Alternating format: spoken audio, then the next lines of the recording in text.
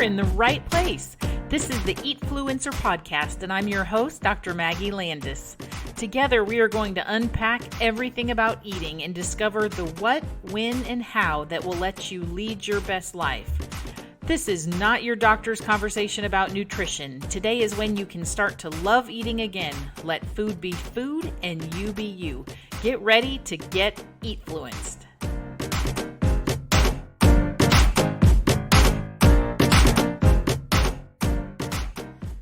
Welcome back to the Eatfluencer Podcast. I'm glad you've joined me for this episode.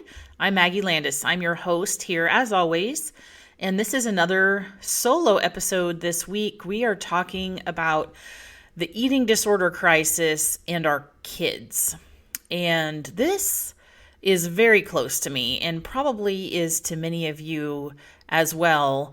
I did an episode last season about eating disorders in a little more of a general sense, kind of like a 101, what does everybody need to know about eating disorders?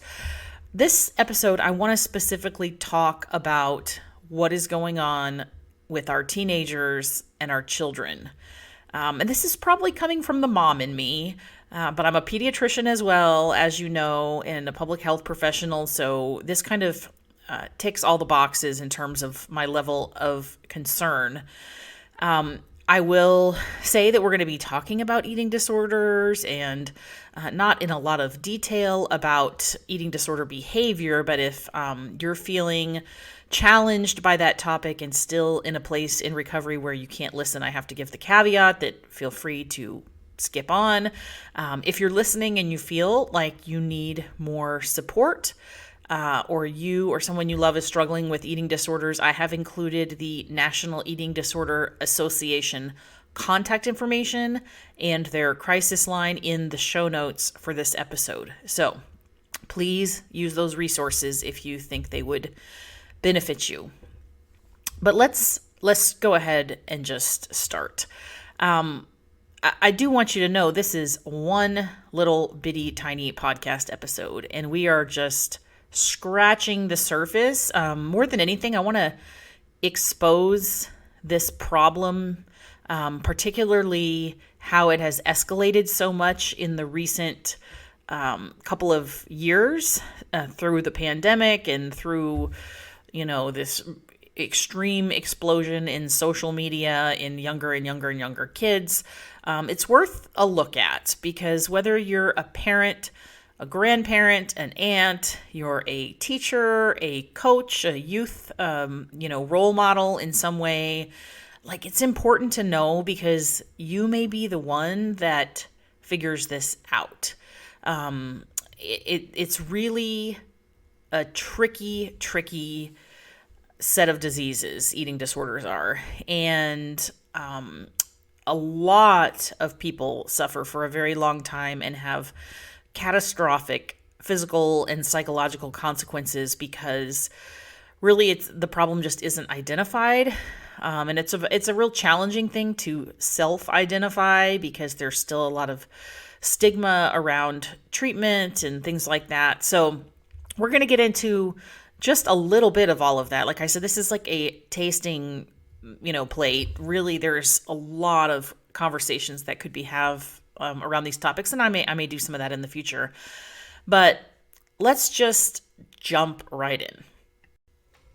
So what is the crisis? When I say eating disorder crisis, and you may have even seen it because it is headline news in mainstream media, and it's not just referring to the COVID pandemic that we've gone through the last couple of years. I am going to talk about that in a minute, but it really precedes that also. And there's lots of robust numbers coming out from a variety of sources that eating disorders are on the rise. And they are specifically, in terms of what we're talking about here, on the rise in children, teenagers, young adults, and it's getting worse. The number of diagnoses is going up. The severity of symptoms is increasing. There are more teenagers and children that are seeking treatment. There are more hospitalizations, more intensive inpatient and outpatient treatment requirements. And while it sounds good that maybe more are, kind of coming out of the woodwork, I don't think, nor does any of the literature that I've read really think that this is because we're getting better at diagnosing it and we're diagnosing more. Unfortunately, we're still really terrible, all of us, at diagnosing and screening for eating disorders and preventing relapse in known eating disorder patients or people at risk for relapse. The places that typically you would think would be the safest, best places for teenagers and children to be identified with eating disorders, i.e. school, or sports teams, or the pediatrician's office. These places are often part of the problem, and there's a lot of enabling behavior they're going on there and recommendations for dieting and things that are fueling the problem rather than solving the problem. So we're not helping ourselves a lot. And this, unfortunately, is a really complex issue. Eating disorders are not completely understood. Really, no disease is, I would say, completely understood, except for maybe strep throat or something. But eating disorders are particularly complex because there is a constellation of, biologic, psychologic, psychosocial, genetic, environmental influences, social influences. It's really highly, highly variable and really complex as to why some people develop eating disorders and some people with very similar, perhaps, exposure to social risks, don't. But we also do a pretty bad job of picking people out because there is still, even though it's, the year 2022 and we're talking about how all people are different and everybody's an individual and there's diversity in all these different places, we still have this preconceived idea. I'm saying we, like generally society at large, that eating disorders occur in women or girls. They occur in thin teenagers. They are mostly Caucasian, sort of the really poster child eating disorder that we all learned about in, school, the super anorexic, very, very underweight, eating disorder patient. And that actually represents a very, very small demographic in eating disorders. Only, I don't have the statistic right in front of me. I actually had it for the other episode I did, but something like 6 or something percent of people with eating disorders are underweight, like truly under, I'm doing lots of air quotes, the under the normal BMI, which is garbage, but it is a way that we have classically identified eating disorder patients. That means that 95%, 94% or something of people struggling with eating disorders are in either straight size or large bodies. There are men that have eating disorders. There is a second peak in eating disorders that occurs right around the time of menopause in women. So there are older people with eating disorders. This is not exclusively a teenager disease, although we're talking about teenagers and kids here. So with all that background, let's talk in a little more detail about 3 factors that have been significantly problematic in the last few years in terms of this crisis that we're experiencing. One, obviously, we're going to talk about COVID and the effects of the pandemic. 2, we're going to talk about social media. And yes, there is a relationship between the pandemic and the use of social media, but there's also a lot of increasing problems on social media that are unrelated to our sort of stay-at-home thing with pandemic. And then just really quickly at the end, I'm going to mention this, quote, childhood obesity epidemic, because this war on obesity that everybody is so, hell-bent on fighting is also, really pointed at teenagers and children, because there is this, social belief that weight is a proxy for health. As you know, I talk about this ad nauseum. It is not a good proxy for health, but that's still this dominant narrative. And so we're trying to fight off obesity and eliminate obese people and, fix obesity, because it's the bane of our existence. And when that kind of stuff is targeted at kids, there's just, for some reason, and this may just be the mom in me or the pediatrician in me, but that is like even makes me enraged even more than the narrative talking about adults. Because the reason that kids in general have problems with anything, whether it's weight or eating disorders or whatever, it's because we have made it a problem for them.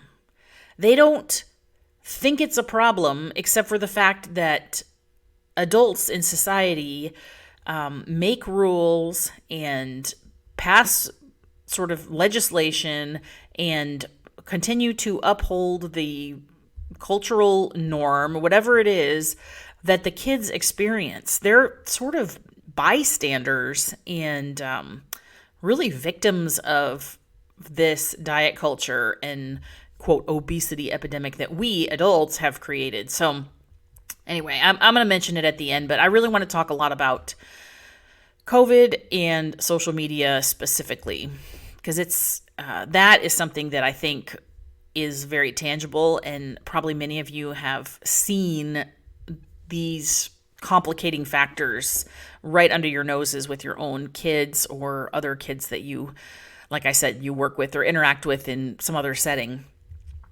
But, this is the interesting part, okay? There is a normal developmental stage in this pre-adolescent, I'm going to say probably, 9 to 13-year-old, kind of 9 to 12-year-old, going into the teenage years where, puberty begins. There is biological reasons and hormonal reasons why both girls and boys will gain weight and redistribute weight and have, sort of a significant change in their body shape.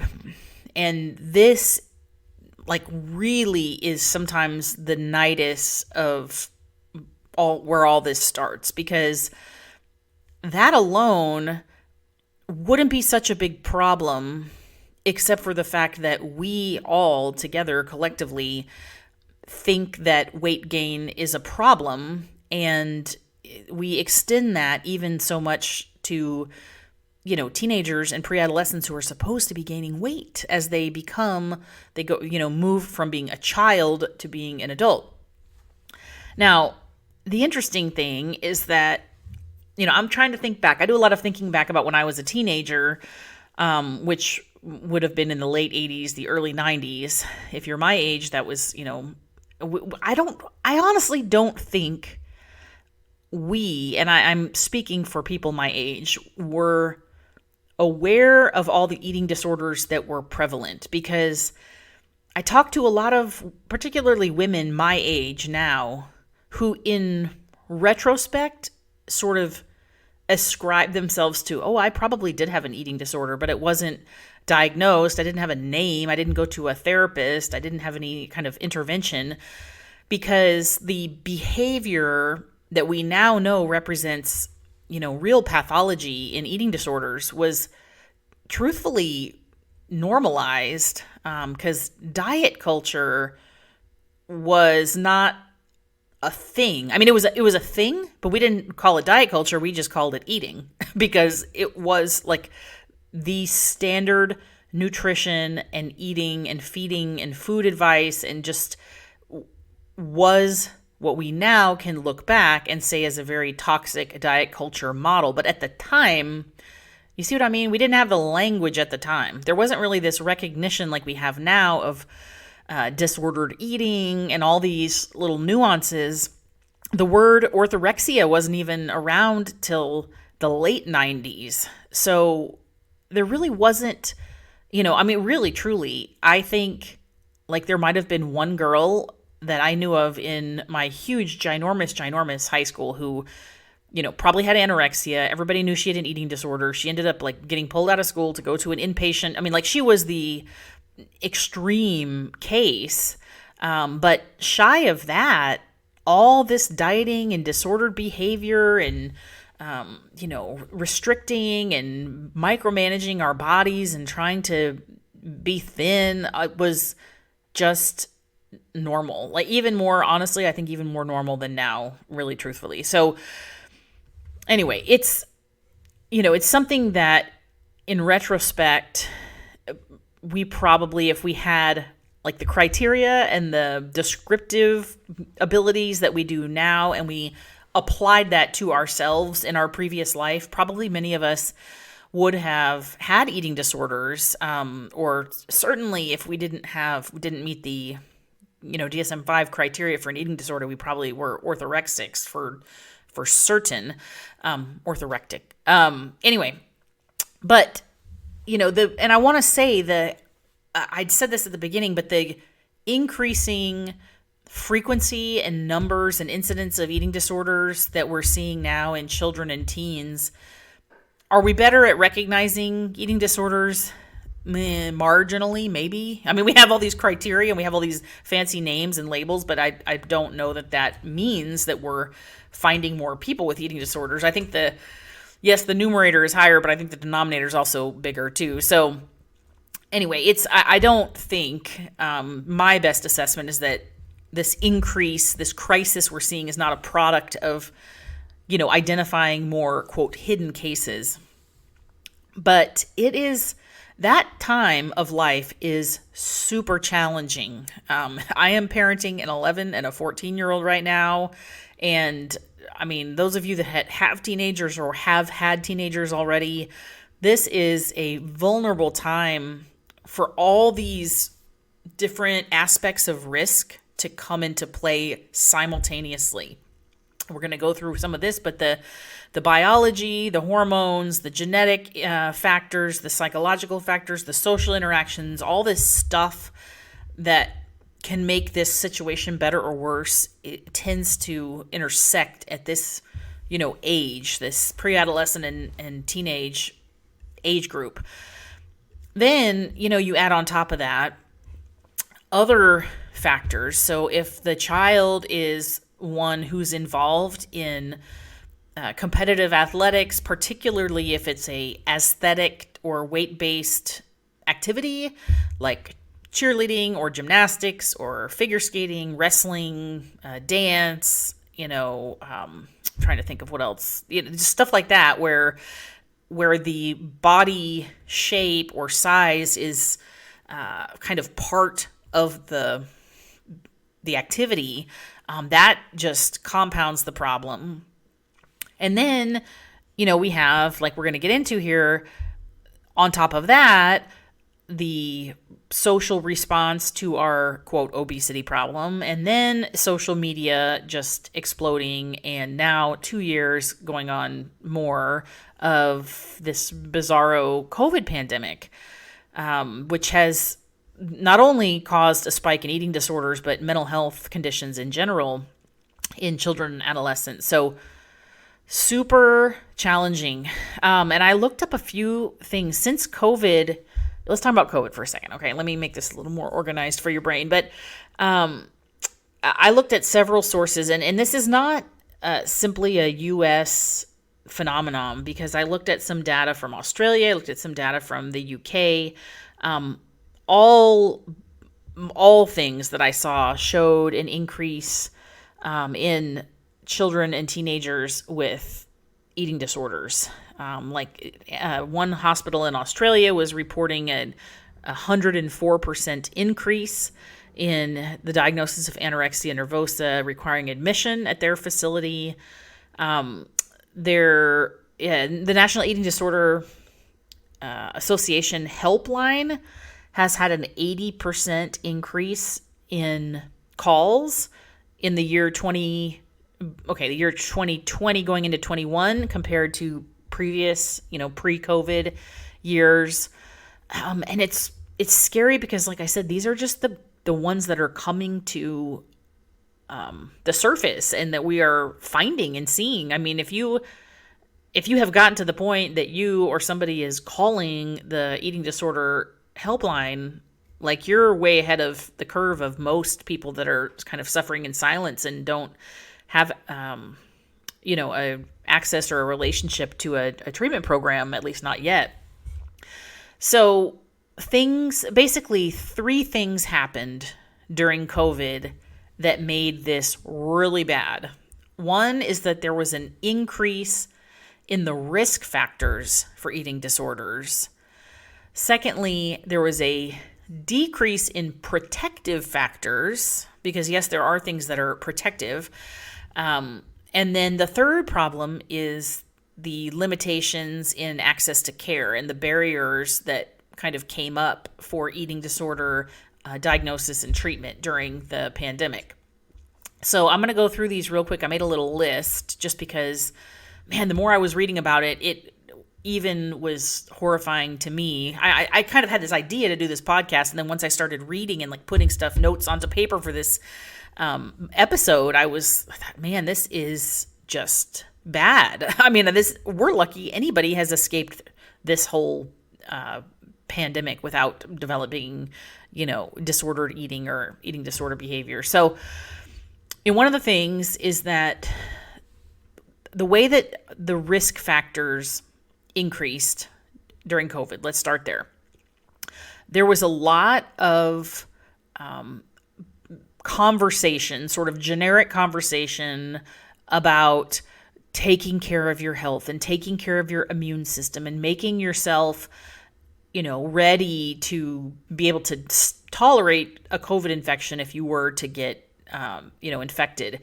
And that almost borderline kind of hysterical narrative really caused, some vulnerable individuals to start developing specifically orthorexic type behavior where everything had to be clean. We had to do all of the perfect eating so that our immune system would be optimized. And really the fear of the actual COVID infection was a big part of that.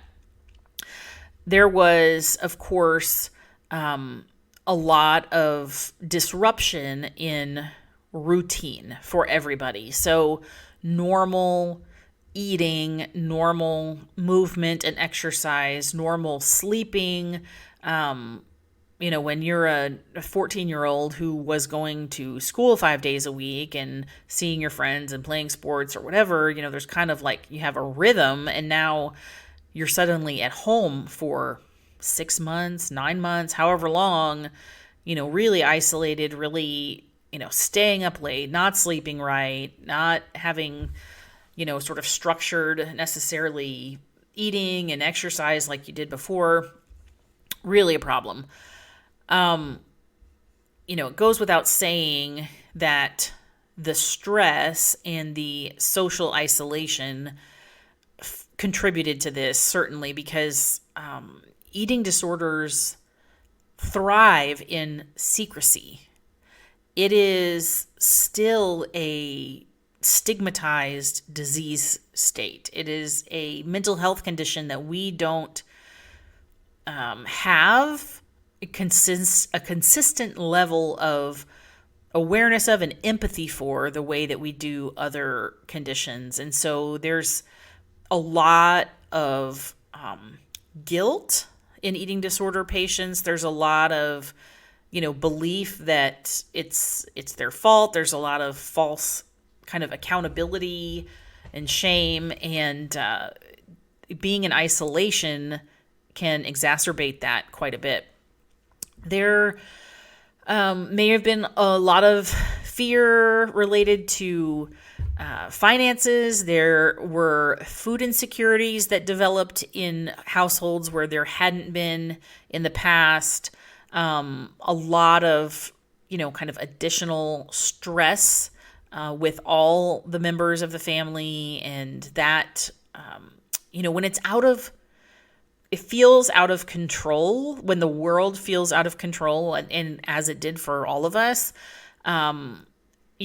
people with less mature coping skills, i.e. teenagers, one of the things is in a vulnerable person, I'm not saying everybody does this, but in somebody who's already kind of predisposed to this kind of behavior, that sometimes is what is the tipping point of starting to transition from just a, healthy eating to I'm doing air quotes, of course, to, disordered eating, and ultimately an eating disorder, because it's something controllable, or at least it gives the facade of being controllable. And when everything else is out of control, the social interactions, your schedule, your schooling, your family's stress level, the finances, the COVID pandemic itself, there's a lot of things kind of going on around you.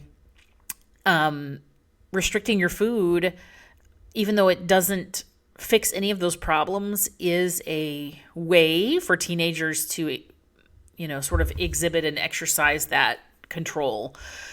And then, we're going to talk about social media in a second, but when you're suddenly home from school for months and months, the time spent online is, increasing, as you can imagine, exponentially. And with what we know is being seen on the internet, on the social media, this toxic fitspo, health spo, whatever it is, thin spo culture, and this objectification of body sizes and things like that is just gasoline on the fire, really. Now, I also mentioned there's not only an increase in kind of risk factor amplification, but there's this decrease in protective factors, because, having a good social network and feeling like you have reliable, social support and community, that was really disrupted. I mean, kids were not in school. They weren't on their, baseball teams anymore. They weren't even, in a lot of situations, socializing face-to-face with other kids anywhere in their homes or outside or otherwise. And that, like I said, that social isolation is big, because that really gives that space for not only people to be missed in terms of diagnosing them and screening for them, but really that what's the right word? But the shameful kind of I caused this myself and I have to fix my own problems kind of mindset thrives in that space. So that there was a lot of problems with losing the entire social network. Of course, like I mentioned before, food access was a problem for a lot of people. There's a lot of kids and teenagers that still depend on the school food programs. And I know a lot of school districts, ours did here, tried to supply meals, 2 meals a day that were available for pickup for students that are on the meal programs. But, of course, that means that the kid has to somehow get there and pick it up and not only want to do that, but know what time to go and have a ride or be able to get there safely on their bike or on a bus or however they access that. So I know the schools were trying, but there were definitely kids that missed out on meals. So that's a challenge too.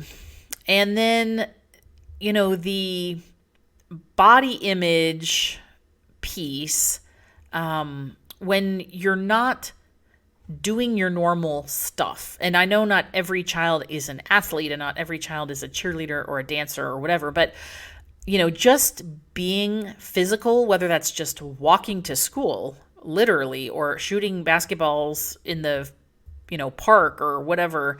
When you lose any of that good part of being active and appreciating your body and sort of respecting what your capacity for movement and exercise is, when you've lost all of that, it's a real short trip to body image dissatisfaction. And when that's coupled with weight gain, and which is coupled with more social media use, which is coupled with not having the right, not having food in the house, not the right amount of food in the house, not having contact with your peer support group, it gets out of control fast. And then the barriers to care, there were kids who didn't go for 2+ years to the doctor's office because they were, they or their family was afraid of contracting COVID. So they didn't get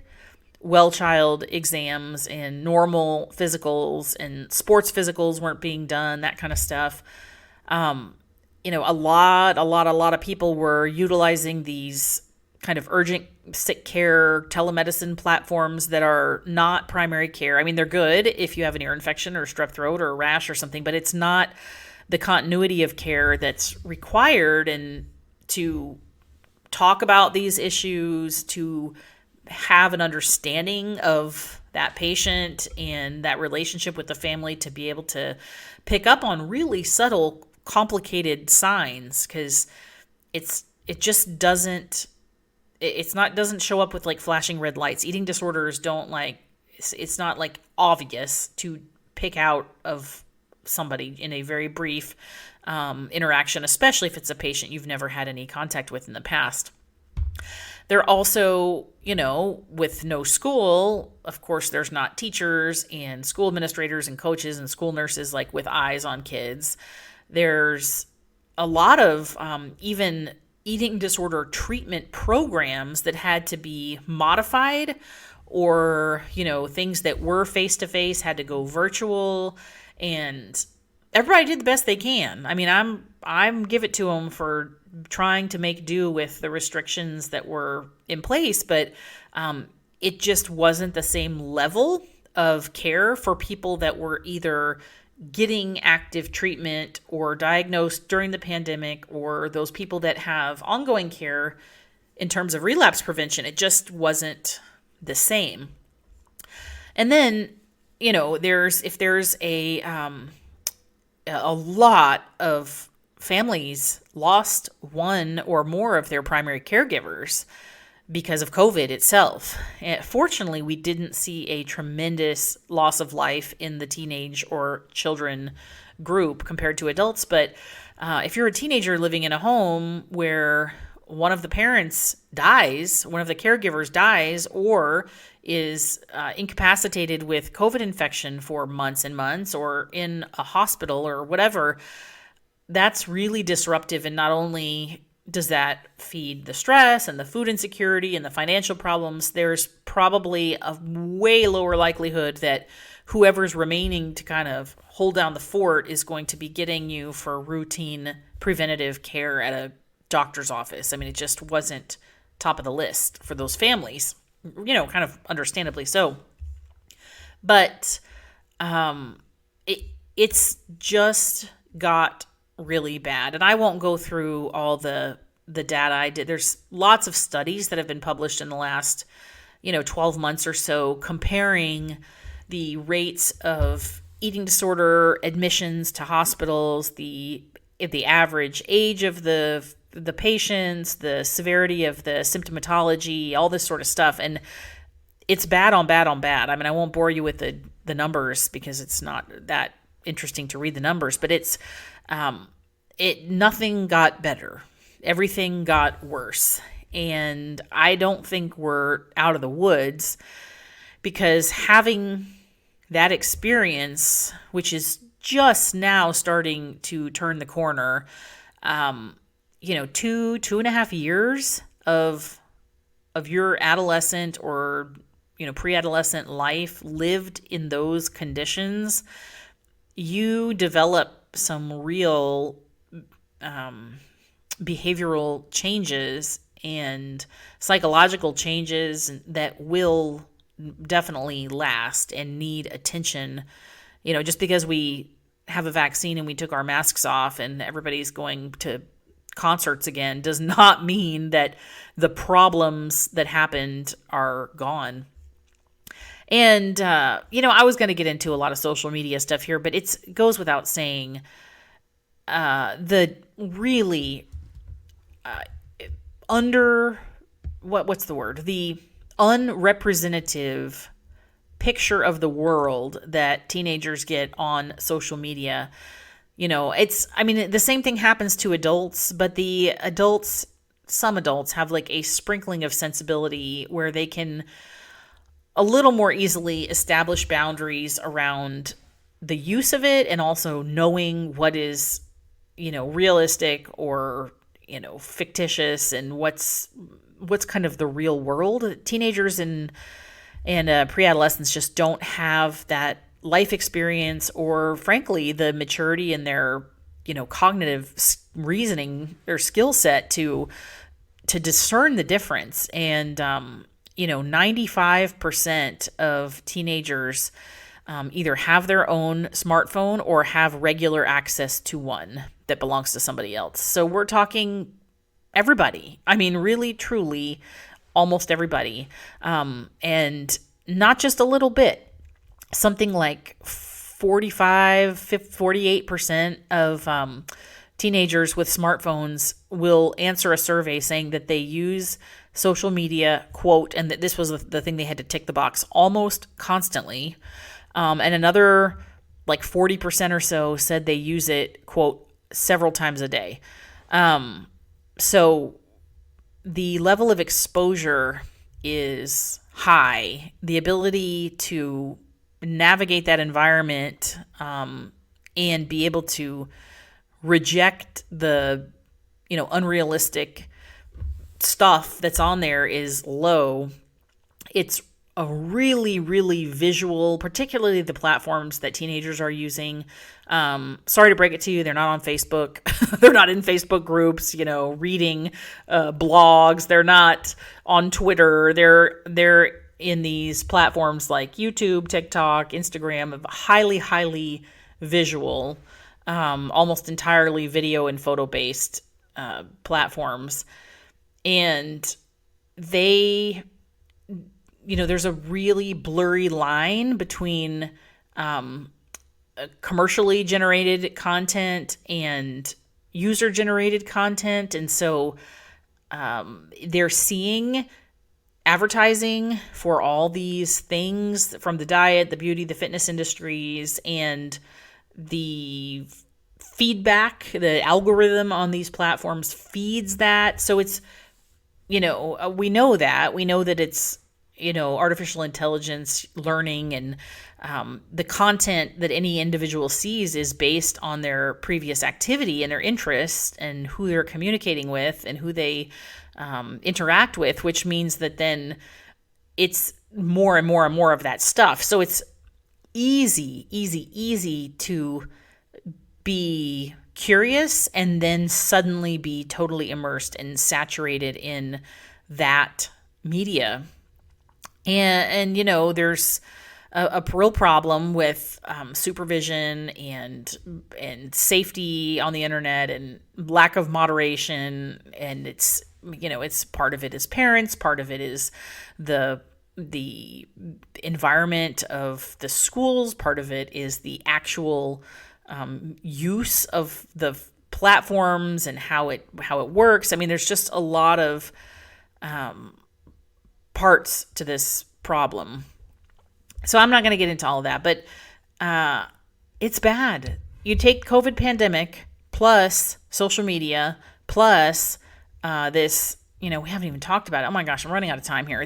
This whole, quote, obesity epidemic that we are starting to shift into the childhood age group, and really very pointedly try to put children on diets and manage their size and diagnose them with something that's based on the BMI, and all this propaganda diet culture garbage is being laid on thick, it's really not a shocker that eating disorders are accelerating off the charts. And it's both here, it's global, it is a big problem. So, I don't want to make anyone fearful, but I do think that everybody, especially if you, like I said, interact with children or teenagers in any capacity, are at least aware of how